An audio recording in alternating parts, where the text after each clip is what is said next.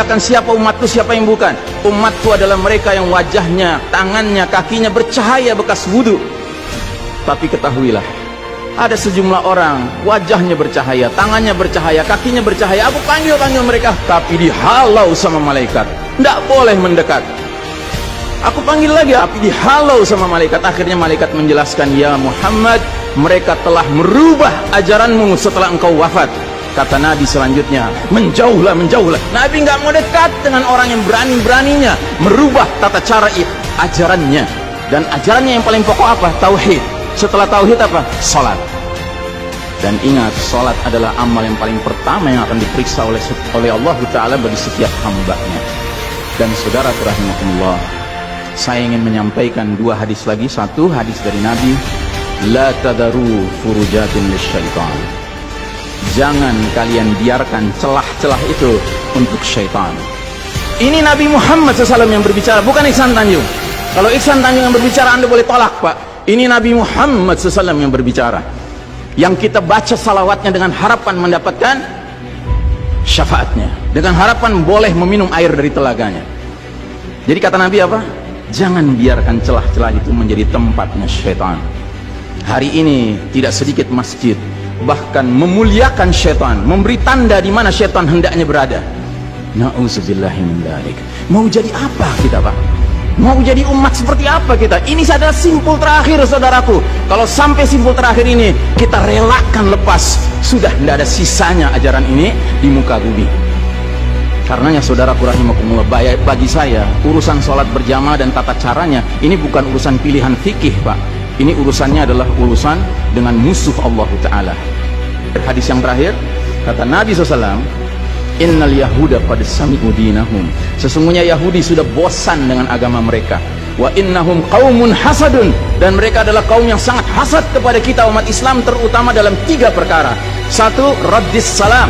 Kebiasaan kita umat Islam kalau ketemu saling ngucapin assalamualaikum, dibalas waalaikumsalam.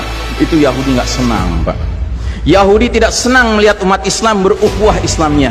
Yahudi nggak senang umat Islam kalau ketemu saling bersedekah dengan senyum. Makanya dibikin aturan begini, nggak kelihatan senyum kita. Yahudi nggak senang kita ketemu jabat tangan, rontok dosa-dosa. Maunya mereka begini saja jabatan tangannya. Dari mana ini semua?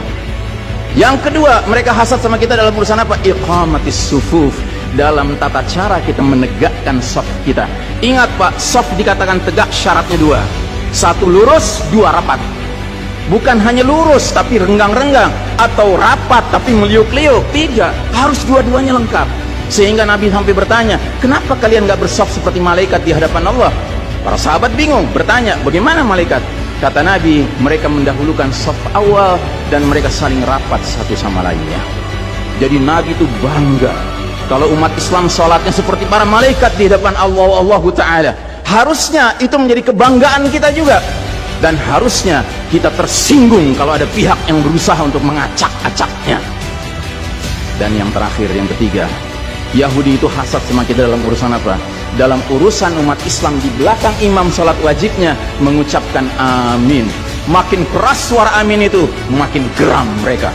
Karenanya mereka bikin aturan, sempat 2 bulan masjid ditutup-tutup sama sekali. Nggak terdengar suara amin dari jamaah karena nggak ada yang boleh ke masjid.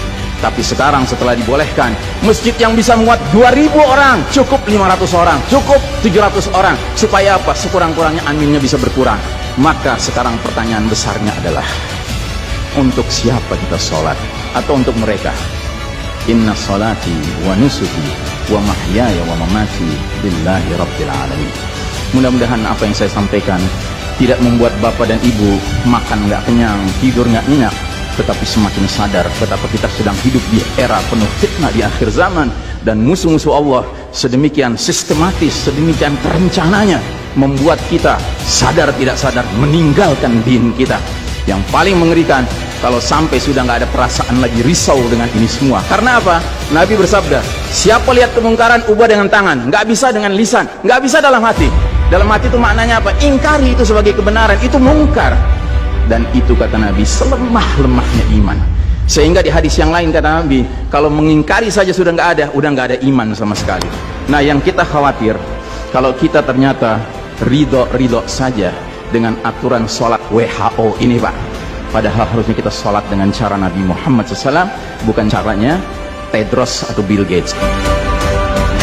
Kepada jamaah, inilah nasihat dari hati yang paling dalam kepada saudara-saudara yang saya cintai karena Allah, yang kita sama-sama bersalawat, kita sama-sama mengharapkan air dari telaga Nabi, tapi boleh jadi nggak semua kita ngerti apa yang harus kita lakukan agar air telaga itu dapat jaminan kita boleh meminumnya.